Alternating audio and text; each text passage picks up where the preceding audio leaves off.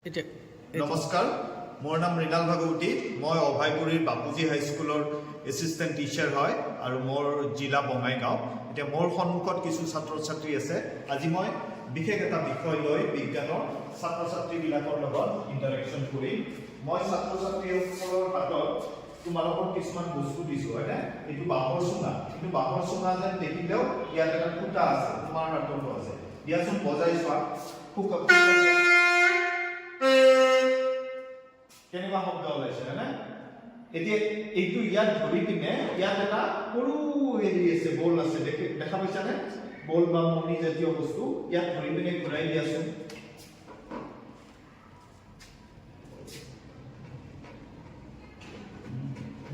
মৌমাখিৰ দৰে শব্দ ওলাইছেনে তাত?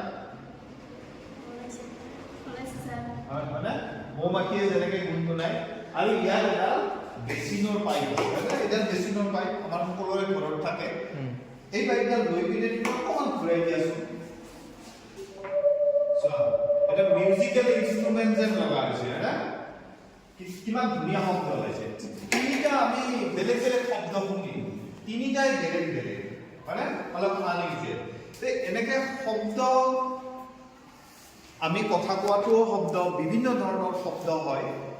এতিয়া আমি আজি ক্লাছ 9ৰ সায়েন্সৰ লগত জড়িত যিটো চেপ্টাৰ 12 নম্বৰ চেপ্টাৰ শব্দ, এই শব্দৰ বিষয়ে কিছু কথা শিকিম। আমি সদায় কথা কওঁ, কথা ক'লে শব্দ হয়, কিন্তু শব্দটো সৃষ্টি হোৱাৰ মূলতে কি? শব্দ সৃষ্টি হ'ব লাগিলে কি হ'ব লাগিব? সম্পদ। সম্পদ মানে বস্তু কপিব লাগিব, নকপিলে শব্দৰ সৃষ্টি নহ'ব। কিন্তু সেই কথাটো আমি কওঁ যদিও কিন্তু আমি বুজি নাপাওঁ ভালকে। এতিয়া চাবা, এইটো এক্টিভিটি যদি কৰোঁ ক্ৰিয়াকলাপৰ জৰিয়তে, তোমালোকে একদম ধুনীয়াকে বুজি পাবা যে শব্দ সৃষ্টি হোৱাৰ কাৰণে কিহৰ প্ৰয়োজন? সম্পদ। শুনিছানে শব্দ? এই গিলাচটোত মই আঙুলিটো তিয়াই ঘূৰাই দিছোঁ। এতিয়া এই যে এইডাল আছে, ইয়াতে লগাই দিছোঁ। এই চোৱা কিমান ধুনীয়াকে কপিছে, হয়নে? এইটোৰ পৰা আমি কি এটা বিষয় ক্লিয়াৰ কৰিলোঁ যে শব্দ সৃষ্টি হোৱাৰ কাৰণে কিহৰ দৰকাৰ? এতিয়া শব্দ তৰংগটো আমি যে কথা কৈ আছোঁ, তোমালোকৰ লগত ইণ্টাৰেকশ্যন বা তোমালোকে মোৰ লগত কথা কৈছা, কি মাধ্যমেৰে গৈছে? কিহৰ মাজেৰে গৈছে? বায়ুৰ মাজেৰে গৈছে। এতিয়া বায়ুৰ মাজেৰে কেনেকে যায় সেইটোও আমাৰ বুজোতে কি হয়? অসুবিধা হয়, কাৰণ দেখা নাপাওঁ আমি, হয়নে? বায়ু কেনেকে কপিছে বা কি হৈছে। এই শব্দ তৰংগটো বায়ুৰ মাজেৰে কেনেকে যায় আমি একেবাৰে কম দামী কিছুমান বস্তুৰে এইটো কৰিব পাৰোঁ।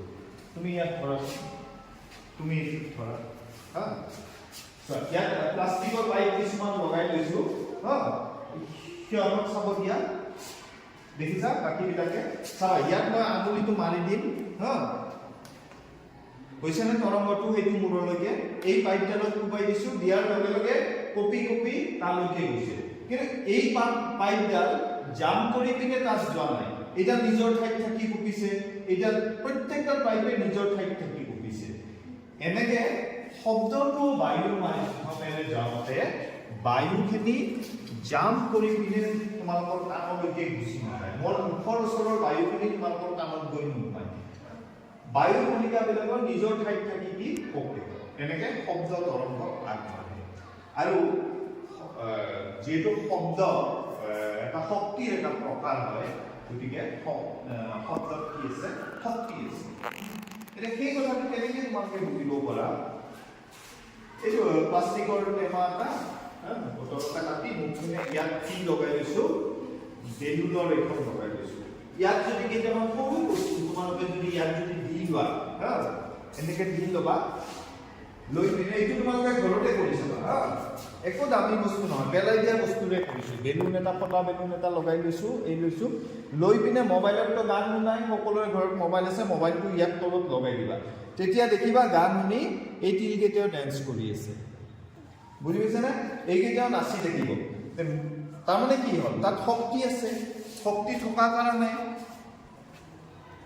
হ'ব, এইটো নহয়, শক্তি থকাৰ কাৰণে সেইটো খুন্দিয়াইছে, হয়নে? খুন্দিয়াৰ কাৰণে ডেন্স কৰি আছে।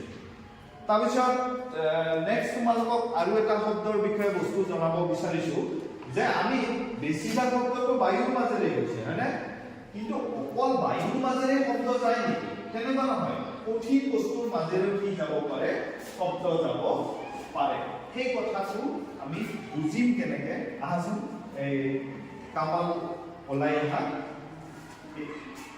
এটা হেঙাৰ আমাৰ হেঙাৰ থাকে মই এটা এনে লোড ৰেড দিছো তুমি হেঙাৰ লোৱা লোড ৰেড মাৰি লোৱা যিকোনো বস্তুলা এই প্লাষ্টিকৰ হেৰি ৰছী প্লাষ্টিকৰ ৰছী নহয় পিনে আমাৰ নাৰিকলৰ যে আছে চুকি দিলা যিকোনো হলে এই মূল দুটা টিপি লোৱা তালৰ ওচৰত লগাই থাকা সোমাই নিদিবা এইটো পেটত নলগাবা হালি দিয়া মানুহটা হালি দিয়া সোমাই নিদিবা হা শব্দ শুনিছা মানে এই ক্ষেত্ৰত শব্দটো কেনেকে কৈছে গম পাইছা তোমালোকে বায়ুৰ মাজেৰে কৈছে কাৰণ এই কাণত সোমাই দিয়া যায় নহয় এতিয়া এই দুটা কাণত সোমাই দিয়া আছে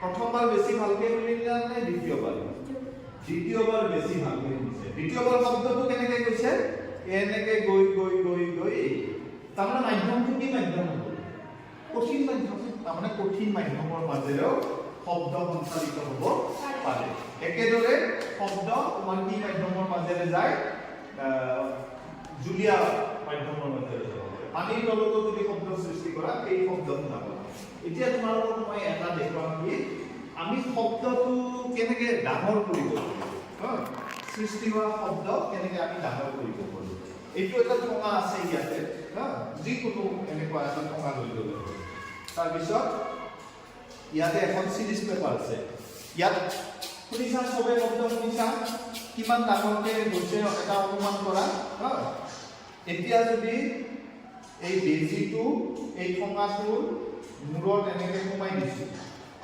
এইটা শব্দ শুনা ডাঙৰ হৈছে না আগতকৈ ডাঙৰ হৈছে শব্দটো কি হ'ল কি ঘটনা ঘটিছে যে এই চুমাটোৱে কি কৰিছে শব্দ এক খুলে যাব দিছে চাৰিও খুলে যাব একমুখী কৰিছে শব্দটো আৰু এই চুমাটোৰ মাজেৰে ওলাই যাওঁতে এই বাৰে বাৰে শব্দ খুন্দা খাই তাৰ মাল্টিপল ৰিফ্লেকশ্যন হৈছে বাৰে বাৰে প্ৰতিফলন হৈছে পোহৰৰ জায়গাত প্ৰতিফলন হয় শব্দৰ প্ৰতিফলন হয় গতিকে শব্দবোৰ তোমালোকে ডাঙৰকে শুনিছা একেদৰে তোমালোকে যদি এনেকুৱা বস্তু এটা বনাই লোৱা ঘৰত তেতিয়াহ'লে দেখিছেনে দুটা পেপাৰ গ্লাছ লৈ পিনে মাজত ফাক কৰিছোঁ ইয়াত যদি মোবাইলটো তোমালোকে এনেকৈ সোমাই পিনে গান শুনি থকা তুমি ডাঙৰকৈ চাউণ্ডটো ডাঙৰ কৰিব পাৰিবা এনেকুৱা সৰু সৰু একে ধৰণৰ বস্তুৰে কম দামী বস্তুৰে আমি কি কৰিব পাৰোঁ বিজ্ঞানৰ কিছুমান ঘটনা